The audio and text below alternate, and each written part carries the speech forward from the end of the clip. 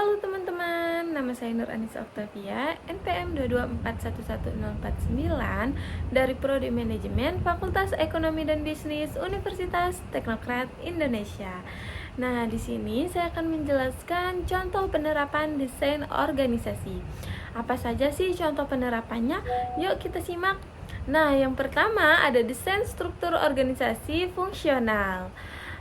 Misalnya perusahaan manufaktur yang memiliki departemen produksi, pemasaran, keuangan, dan sumber daya manusia yang terpisah. Setiap departemen bertanggung jawab atas fungsi tertentu dan memiliki otoritas yang jelas dalam area tersebut. Keuntungan dari desain ini adalah spesialisasi pekerjaan dan koordinasi yang baik dalam masing-masing fungsi. Nah, desain organisasi ini sangat penting ya teman-teman, khususnya diterapkan di bagian organisasi fungsional. Contohnya tadi di bagian keuangan, bagian sumber daya manusia, bagian pemasaran, dan bagian produksi. Jadi desain organisasi ini sangat membantu koordinasinya, seperti itu teman-teman. Jadi perusahaan cukup mudah untuk mengkoordinasi bagian-bagian divisi tersebut. Selanjutnya yang kedua ada desain struktur organisasi, divisi dan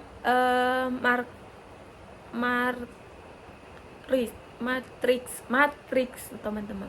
Sebuah perusahaan besar dengan beberapa produk atau garis bisnis dapat menerapkan desain divisi.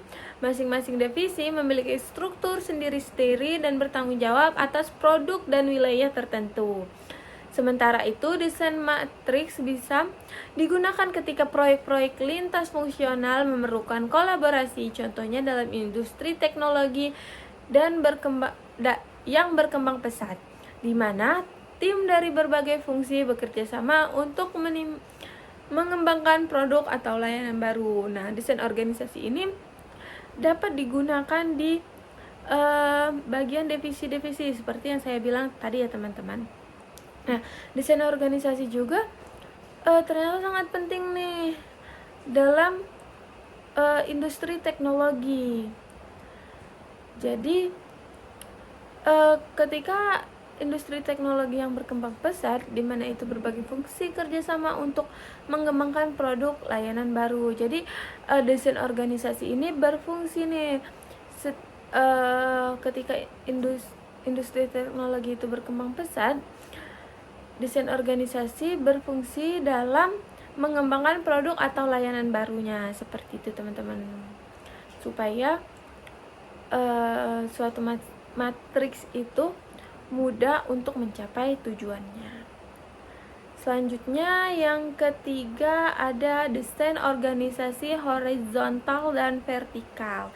Nah, apa nih ya teman-teman? Desain organisasi horizontal menghilangkan lapisan manajemen yang berlebihan dan mendorong kolaborasi sepanjang garis horizontal.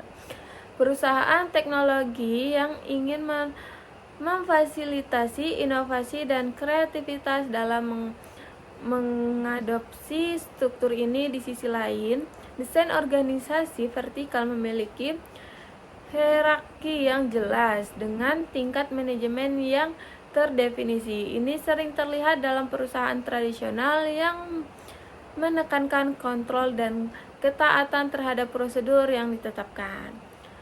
Jadi itu saja. Nah, setiap jenis desain organisasi itu memiliki kelebihan dan kelemahan tergantung pada tujuannya teman-teman, ukuran dan industri perusahaan. Pemilihan desain yang tepat sangat tergantung pada konteks spesifik dan strategi yang dikejar oleh organisasi tersebut. Jadi mungkin itu saja yang dapat saya sampaikan teman-teman. See you next video ya, bye bye.